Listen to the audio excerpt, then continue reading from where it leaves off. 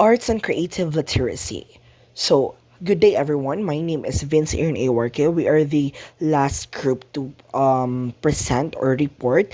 Our topic is about arts and creativity literacy. So, this topic is actually about being literate or being aware or being knowledgeable about arts and creativity as a whole.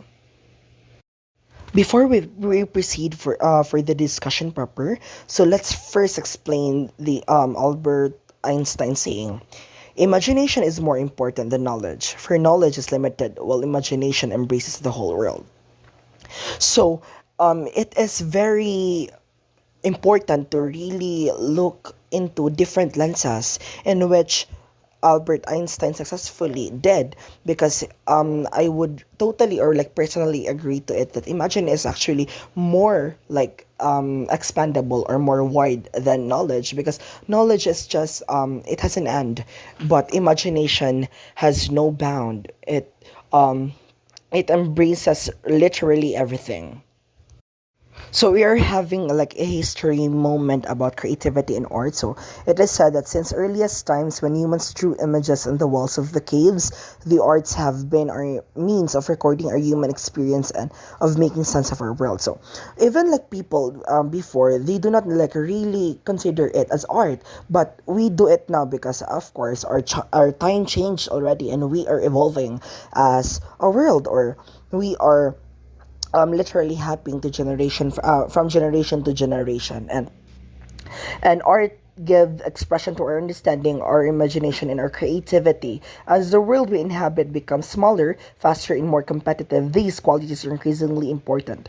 The arts and are integral part of a complete, successful, and high-quality education. Study of the arts enhances young people's intellectual, personal, and social development. So, if you study art, or if you have like something within you that in which you somehow pay attention to, like your creativity or your ability to do arts, or your ability to understand different cultures, because that is considered as art, and you are able to somehow prosper, or you are able to hone or harness your skills in understanding things, because you pay attention on your creativity and the way you examine arts, and that's very important. So a lot of a comprehensive arts education provides a rich and engaging curriculum that develops people's abilities to think, reason, and understand the world and its cultures.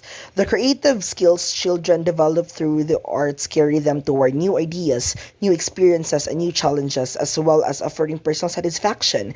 This is the intrinsic value of the arts, and it should not be underestimated. So, there is no room for people, or for someone to really underestimate arts, because art is very hard to analyze, and it really needs like in-depth or thorough analysis from people. And as I said earlier, it enables you to bring yourself into a different dimension in which you somehow embody yourself. You somehow become one with arts, and by analyzing such, you would be able to really improve as an individual and be functional as what you have been. So my last part of the introduction is schools and society must develop our children to become happy, well-adjusted citizens, rather than pupils who can just pass a test and get through school. We must ensure that our children can think creatively, skillfully, and outside the box. The arts are a vital part of doing this and of ensuring that every pupil can achieve his or her potential and contribute fully to our society. So the purpose of education is not just about like giving requirements to your students, like letting them comply on things, but also to help them analyze or think about something that's very different, or that somehow would trailblaze something. And it is important, rather, it is important for on why we are like teaching arts, or like create or enhancing creativity on children, because their capacity to learn, or the capacity to grasp knowledge, is very strong in the early age, and we should never fail in like nurturing that.